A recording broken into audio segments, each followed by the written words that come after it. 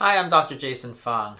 Today what we're going to share is my top 3 tips for intermittent fasting, because there's a lot of people that want to try intermittent fasting, and there's a few tips that we learned along the way that might be able to help you. First, we're going to talk about Marina. In 2018, she was already diagnosed with breast cancer and fatty liver disease. And she said she was just waiting to get diagnosed with diabetes as well. She knew it was coming. So, desperate, she tried lots of things. She tried eating 6 small meals a day. Didn't work. She tried joining a gym. Didn't really help. Finally, she learned about intermittent fasting and thought she would give it a go. So she read my book, The Complete Guide to Fasting, and started to try it. At first it was tough, so she joined thefastingmethod.com to learn more about it and also develop some friends who she might be able to do this with. And she was able to lose over 50 pounds and reversed much of her disease. We're going to share some tips that allowed her to do that and also her fasting regimen at the end of this video. So let's get right to it. So here's tip number 3. Make sure that you stay hydrated. So remember, when you're fasting, you're not eating, but you can still drink water. A classic fast is water only. And water is great. A lot of people do very well with that. It makes it a lot easier if you're staying hydrated because some of the hunger tends to go down. But there's a few other things that you can drink other than water that might be very helpful to include. The first one I would like to talk about is green tea. Green tea might be especially useful for weight loss for a number of different reasons. And what's the difference? Well, green tea is brewed from the unfermented tea leaves, and these contain certain antioxidants, most important of which are called catechins, also called ECGC is the specific one.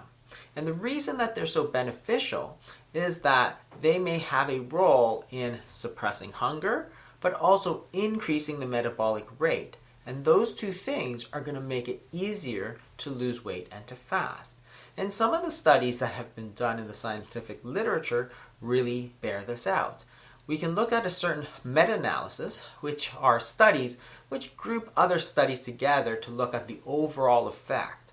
And you can see when they look at this that drinking green tea seems to lead to an extra 1.5 to 2 kilograms of weight loss.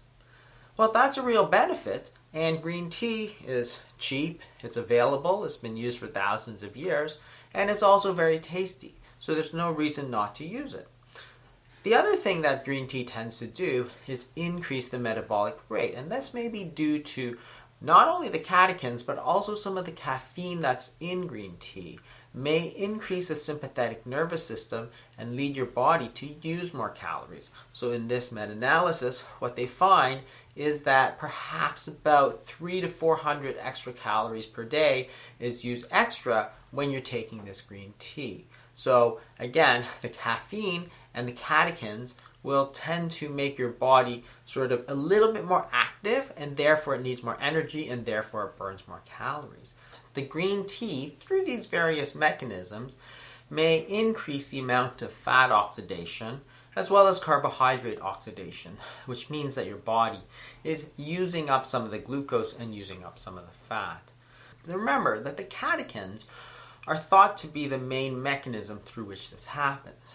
If you drink regular hot brewed green tea, you're going to get a good amount of catechins, more than any other type of tea or any other type of beverage, but we can do even better than that.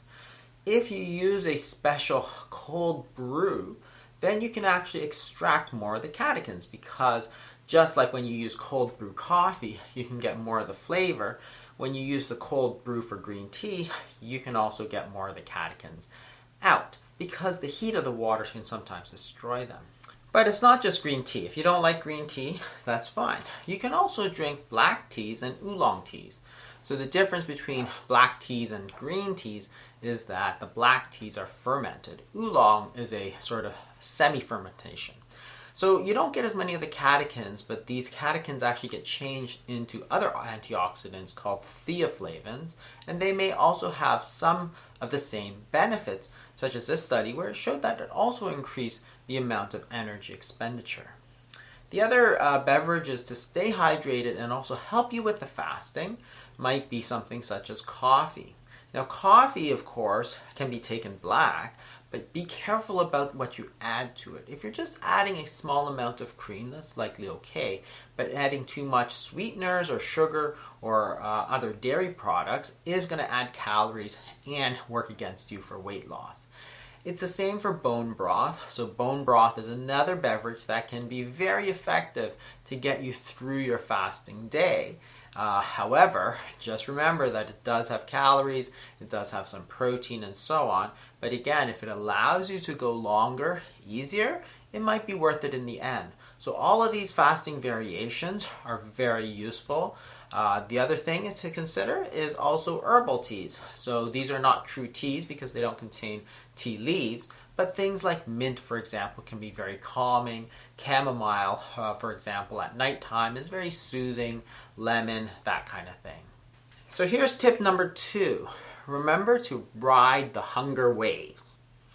What I mean is that when you fast, you have to understand that you are going to get hungry.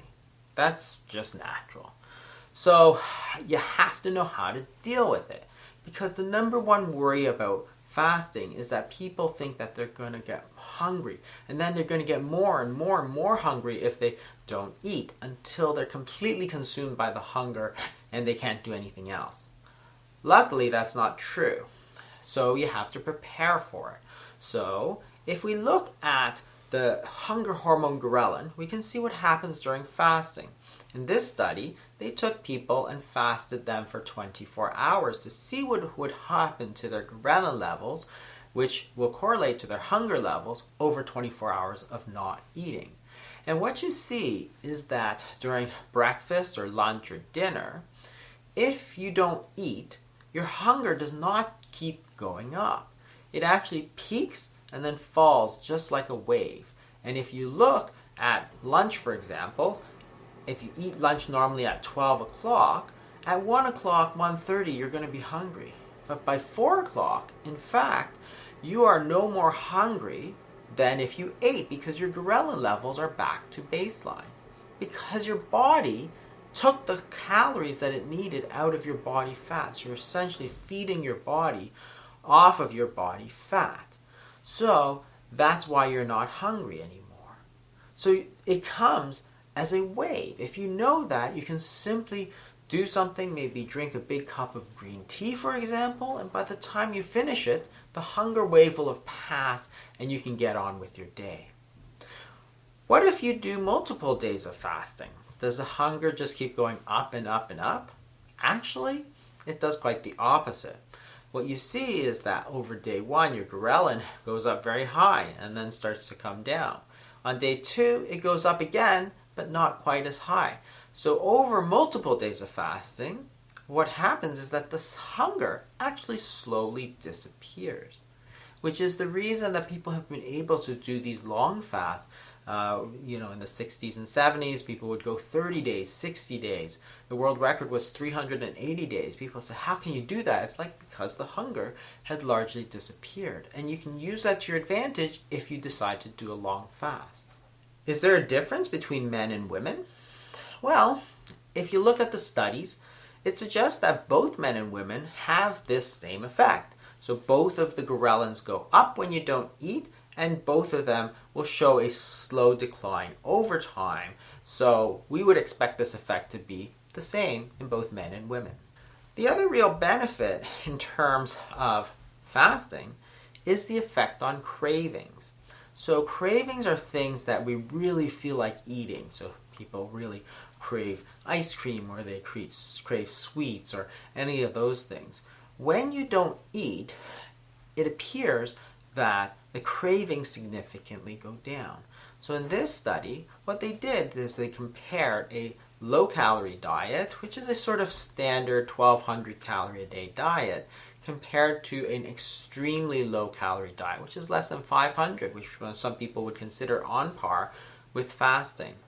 And you can see that the low-calorie diet didn't really do much in terms of reducing cravings, but if you look at the very low-calorie diets, you can see that the cravings virtually disappeared. So this will be no surprise to parents. If you have a child who is itchy, the last thing you want to do is scratch it. And it's the same with cravings. If you have a craving and you feed that cravings, it's not going to go away. It's just going to get worse. The only way to get rid of those cravings is to not feed it at all. And then over time, those cravings will disappear. Even after you start eating them again, what the studies show is that the cravings still remain at a much lower level than before. And this is another benefit of the fasting, is that it's going to reduce the cravings and therefore reduce not just the hunger, but some of the psychological drives that are leading you to eat these things that we know are not good for us, the sweets, the desserts, those types of foods. So here's the number one tip for fasting. Stay busy. So if you're not eating, you're going to have a little bit more time. But there's a few things that you should do and a few things that you shouldn't do. So here's the things that you should not do when you're fasting. Go on social media. On social media, you're going to see lots of people talking about what they ate, what they want to eat. You're going to see ads for food and so on, and it's going to make it a lot harder for you to fast. On the same lines, grocery shopping is not a good idea because you're surrounded by food. Cooking is definitely going to make you hungry. So again, that's just going to make it difficult for you to do your fast. So what can you do if you're the one who cooks? Because a lot of us, for example, have kids that we cook for. Well, there's a few strategies, but you have to plan a little bit ahead. For example, what you could do is cook ahead of time, and then they can simply reheat that. Or, for example, you could ask them, you're either your spouse or your kids or your parents, whoever you're cooking for, maybe to go out for that meal, or maybe take it somewhere else. So you could send your kids, for example, to their grandparents for that meal, and that won't make you tempted, because the sights and the sounds of people eating, that's going to stimulate you to want to eat as well, and that's going to make it tough for you to fast. If you are asking a family member to cook, for example, then you can simply get out of the house for a little while.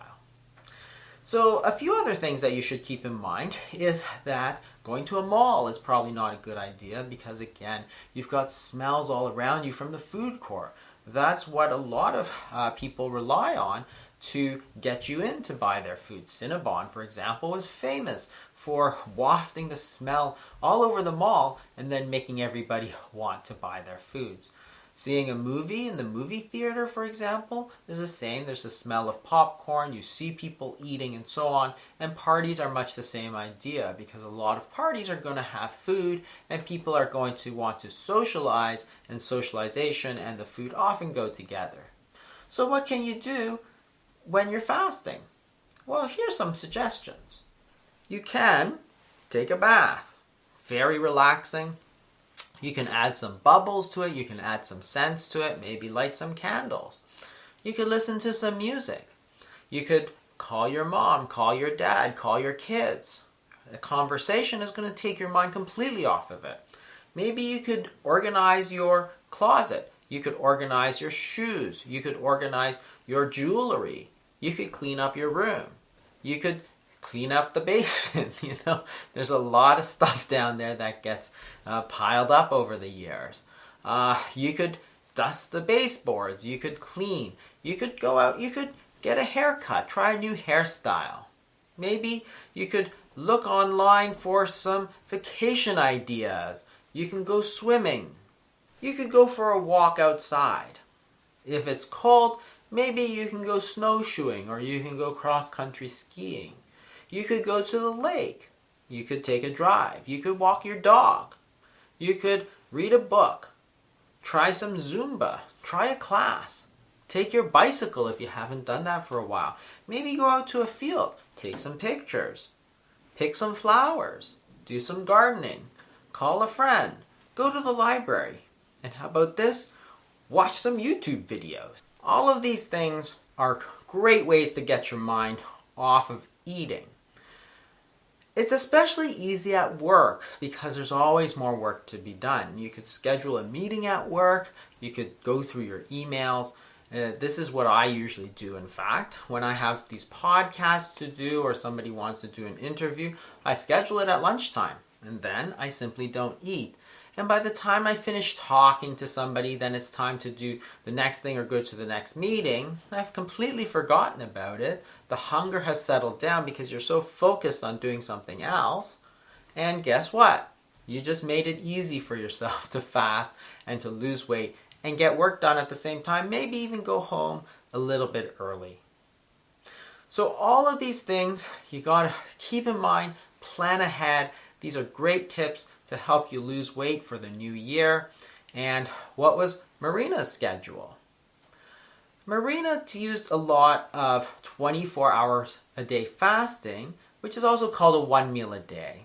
So in a 1 meal a day schedule, people will, for example, eat breakfast and not eat again until the next day's breakfast, or more typically, eat dinner and then not eat again until dinner time. And the reason that dinner tends to work the best is that it's the meal that is the most social. That is, you often take it with friends or with family, whereas it's very easy to skip breakfast and lunch. Some people ask, well, is there a difference? I think for weight loss, truthfully, it would be better to skip the dinner, take your meal earlier in the day rather than later. But again, you have to balance the realities of life with the sort of benefits to the fasting. So it's really hard sometimes to skip the dinner. Thanks for watching. I'm going to do a short survey and leave a comment below to say which tip helped you the most. And what sort of things did you do during fasting that might help you or maybe help some others? Let me know. And remember, if you like this video, make sure to subscribe, hit the like button, and turn on the bell for notifications. Bye, everybody.